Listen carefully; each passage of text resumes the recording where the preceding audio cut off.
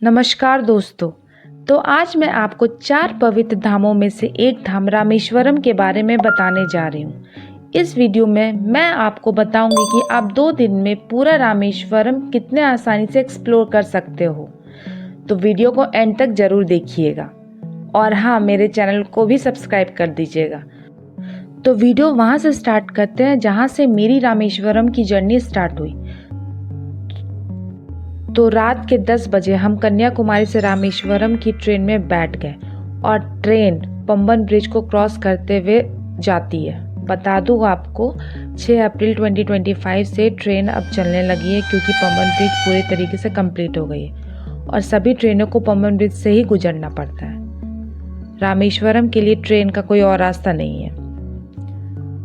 अब हम रामेश्वरम पहुंच चुके हैं 5:30 बजे। ऑटो लेकर हम जाएंगे सबसे पहले अपने होटल में। तो मेरे होटल का नाम है हॉलीडे होम्स, जो कि सेंट्रल गवर्नमेंट एम्प्लॉय के लिए है, जो कि मंदिर से थोड़ी दूर है। अगर किसी को जानना है कि हॉलीडे होम्स में रूम कैसे बुक करें तो वो कमेंट करके पूछ सकते हैं, मैं उस पर भी वीडियो बना दूंगी। और जो सेंट्रल एम्प्लॉय नहीं है उनके लिए है कि वो मंदिर के पास ही बहुत सारा होटल का ऑप्शन है। तो वीकेंड्स पे थोड़ा कॉस्टली हो जाता है रूम्स, लेकिन ऐसे 600 to 1500 तक अच्छी रूम आपको वहाँ पे मिल जाएगी। खाने के लिए जगह जगह पर ढाबा, रेस्टोरेंट है और साउथ इंडियन फूड सस्ता होता है, तो यहाँ पे खाने पीने में भी ज़्यादा खर्च नहीं होता है। अब सबसे इम्पॉर्टेंट चीज़ जिसके लिए हम रामेश्वरम आए हैं, रामनाथ स्वामी मंदिर, जो कि 22 ज्योतिर्लिंगों में से एक है और 4 पवित्र धामों में से एक। ओम नमः शिवाय। मंदिर में दर्शन करने के लिए कुछ नियम होते हैं जो आपको जानना बहुत जरूरी है। तो मंदिर में दर्शन करने से पहले हमें अग्नि तीर्थम में स्नान करना है। अग्नि तीर्थम मंदिर से केवल 100 मीटर की दूरी पर है। कहा जाता है भगवान राम ने रावण को मारने के बाद अपने पापों को धोने के लिए यहाँ स्नान किया था। अग्नि तीर्थम में स्नान करने के बाद हमें 22 कुंडों में स्नान करने जाना है। हम गीले कपड़ों में ही मंदिर के नॉर्थ गेट के अंदर जाएंगे, जिसके लिए पर हेड 25 रुपए का टिकट लेना। 22 कुंड एक पवित्र कुआं है। वहां के पंडित आपको एक एक करके 22 कुंडों में स्नान करवाएंगे।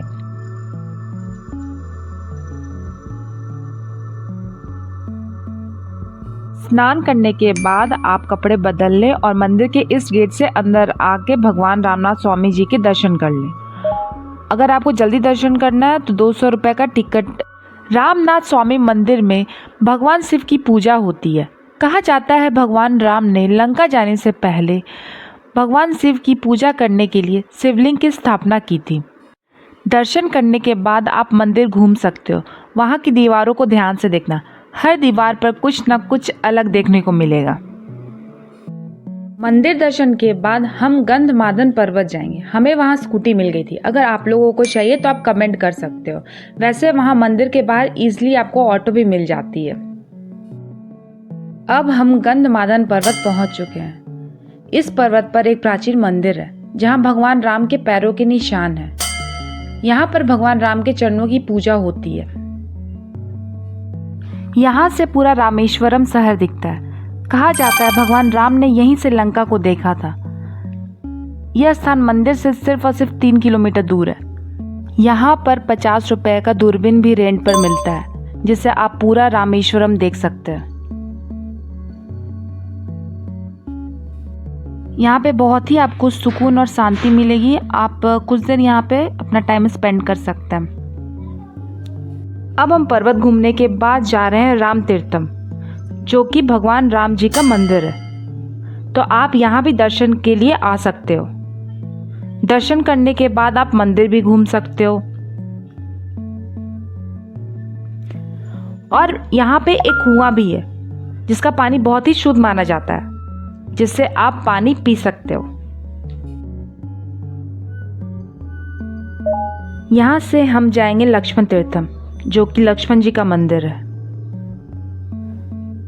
यहाँ पे एक सरोवर भी है जिसमें बहुत सारी खूबसूरत मछलियाँ आपको देखने को मिलेंगी। फिर इसके बगल ही में पंचमुखी हनुमान जी का मंदिर है। यहाँ पे आप भगवान हनुमान जी का दर्शन कर सकते हैं। सीता तीर्थम भी बगल ही में है। तो आप सीधा माँ का भी दर्शन कर सकते हैं। सब कुछ वहाँ पे वॉकिंग डिस्टेंस पर ही है।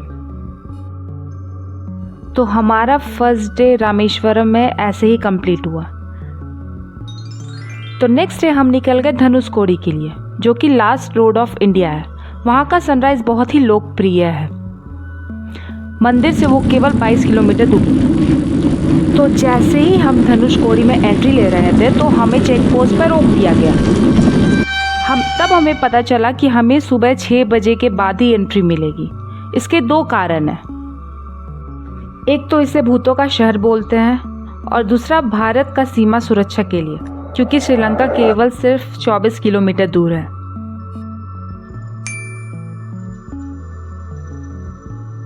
तो फाइनली हमें एंट्री मिल गई धनुषकोडी के लिए। धनुषकोडी भारत का अंतिम छोर। यहाँ का सूर्योदय बहुत ही खूबसूरत है। यहाँ का एक तरफ सूर्योदय और दूसरी तरफ सूर्यास्त दोनों देखने को मिलता है। यहाँ पर बंगाल की खाड़ी और हिंद महासागर मिलता है। यहाँ से श्रीलंका सिर्फ और सिर्फ 24 किलोमीटर दूर है। माना जाता है कि भगवान राम ने अपनी वानर सेना को लंका तक ले जाने के लिए इस स्थान में समुद्र में एक पुल बनवाया था। युद्ध के बाद उन्होंने विभीषण के कहने पर अपने धनुष से राम सेतु पुल को तोड़ दिया था, इसलिए इसका नाम धनुषकोडी पड़ा। अगर आप 8 बजे के पहले जा रहे हो तो आप समुद्र में स्नान भी कर सकते हो। और हाँ, वहाँ रेत या मिट्टी से शिवलिंग बनाकर पूजा करना बिल्कुल मत भूलिएगा।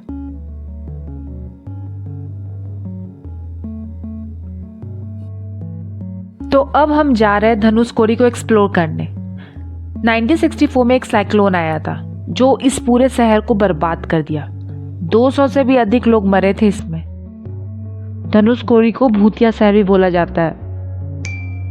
चर्च, घर, railway station, hospitals, medical colleges सब कुछ नष्ट हो गया था साइक्लोन की वजह से। यहाँ पर रहने के लिए कोई होटल या आवास की सुविधा नहीं है, तो आप 5 बजे से पहले ही वापस आ जाइएगा।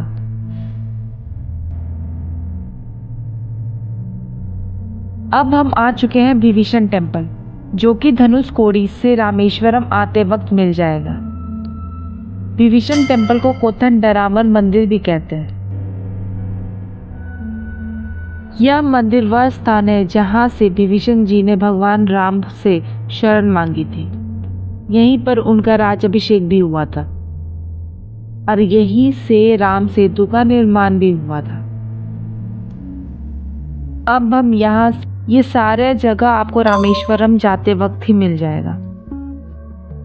यहाँ पे एक ऐसा कुआं है जो समुद्र के पानी से घिरा हुआ है, फिर भी इसमें से मीठा और पीने योग्य पानी निकलता है। यहाँ त्र्यंबकेश्वर को समर्पित एक छोटा शिव मंदिर भी है।